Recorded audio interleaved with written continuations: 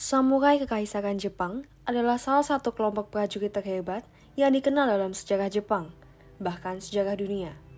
Kode etik mereka diromantisasi dan dipopulerkan pada akhir abad ke-19 dalam Bushido, The Soul of Japan, sebuah buku yang ditulis oleh Inazo Nitobe.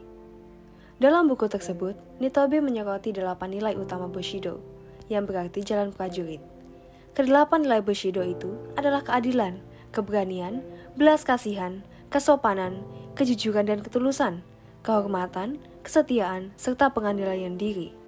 Inti dari Bushido dimanifestasikan dalam salah satu kisah yang paling terkenal tentang samurai Kekaisaran Jepang.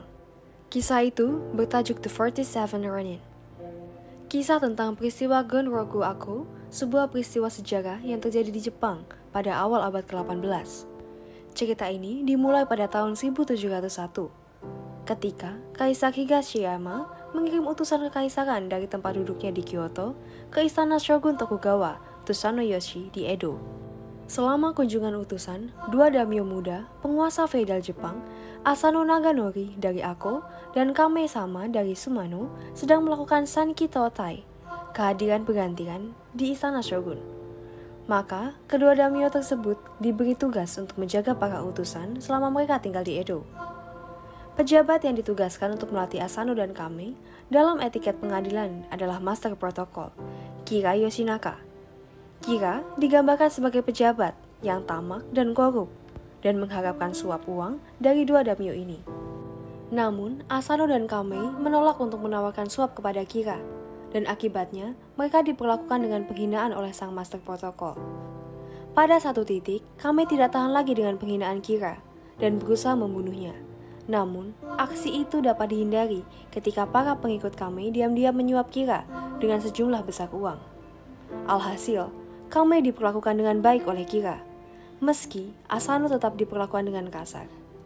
Jeritan terakhir pun datang ketika Kira menghina Asano. Ia menyebutnya udik pedesaan tanpa sopan santun di kastil Edo.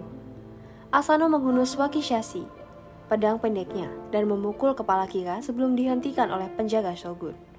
Meski Kira hanya menderita luka ringan, menghunus pedang di kastil Edo dan melukai seorang pejabat kesogunan merupakan pelanggaran yang serius. Sebagai hukuman, Asano diperintahkan untuk melakukan seppuku atau ritual bunuh diri. Adapun keluarganya dihina, kastil disita, dan pengikut samurai dibubarkan, diubah menjadi nama Ronin, samurai tak bertuan. Penggawa utama Asano adalah seorang samurai bernama Oishi Kuranosuke, yang berusaha untuk membalas kematian tuannya meskipun melanggar hukum untuk melakukannya.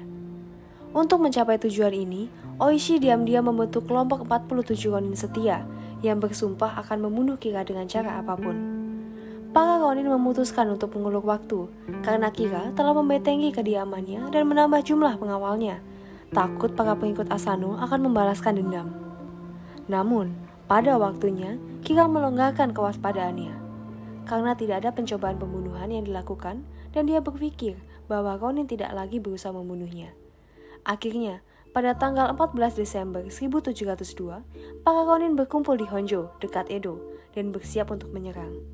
Salah satu dari mereka dikirim ke Ako sebelum penyerangan untuk menceritakan kisah mereka. Para Ronin kemudian dibagi menjadi dua kelompok. Satu memasuki kediaman Kira dari belakang, sementara yang lain menyerang dari depan.